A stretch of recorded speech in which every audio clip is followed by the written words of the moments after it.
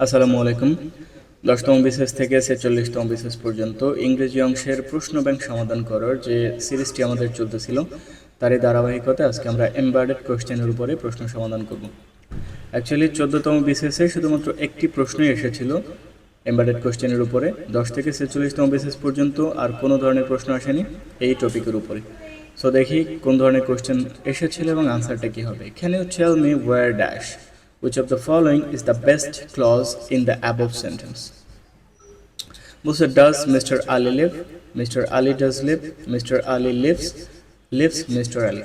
তো সাধারণত auxiliary verb দিয়ে যদি শুরু হয়, মাঝখানে যদি কোশ্চেন মার্ক থাকে এবং শেষে যদি মাঝখানে যদি ডাব্লিউএস ওয়ার্ড থাকে এবং শেষে যদি কোশ্চেন মার্ক থাকে, তাহলে স্ট্রাকচারটা হচ্ছে এই ডাব্লিউএস ওয়ার্ডের পরে সাবজেক্ট ভার্ব এক্সটেনশন এরকম প্যাটার্ন ফলো করবে। এই ডাব্লিউএস ওয়ার্ডের পরে অক্সিলারি ভার্ব সাবজেক্ট এরকম হবে না, ইন্টারোগেটিভের প্যাটার্ন ফলো করবে না, ফলো করবে কি অ্যাসার্টিভের প্যাটার্ন। শুরুর অংশটা ইন্টারোগেটিভই থাকবে, কিন্তু মাঝখানে যে ডাব্লিউএস ওয়ার্ড থাকবে এরপরে বসবে সাবজেক্ট, এরপরে ভার্ব, এরপরে এক্সটেনশন।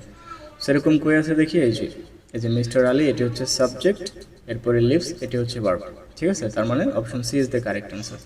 কারণ এমবেডেড কোশ্চেনের নিয়ম অনুসারে শুরুতে অক্সিলারি ভার্ব দিয়ে শুরু হবে, মাঝখানে ডাব্লিউএস ওয়ার্ড থাকবে এবং এরপরে অ্যাসার্টিভ সেন্টেন্সের স্ট্রাকচার ফলো করবে, মানে সাবজেক্ট ভার্ব এক্সটেনশন থাকবে।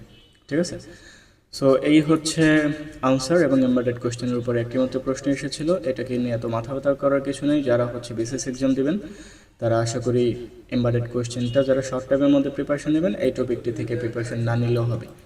আপনারা অন্য টপিক পড়াশোনা করবেন, আর যারা বিস্তারিতভাবে অনেক দীর্ঘ সময় নিয়ে পড়াশোনা করতেছেন, অনেক হাতে সময় আছে, তারা এমবেডেড কোশ্চেনটা দেখে যেতে পারেন, কোনো সমস্যা নেই। কিন্তু এখান থেকে সাধারণত প্রশ্ন আসে না, আমি এই টপিকটি পড়ার তেমন একটা সাজেস্ট করবো না। ওয়েল, নেক্সট দিনে অন্য কোনো টপিক নিয়ে হাজির হব। Till then stay happy. আসসালামু আলাইকুম।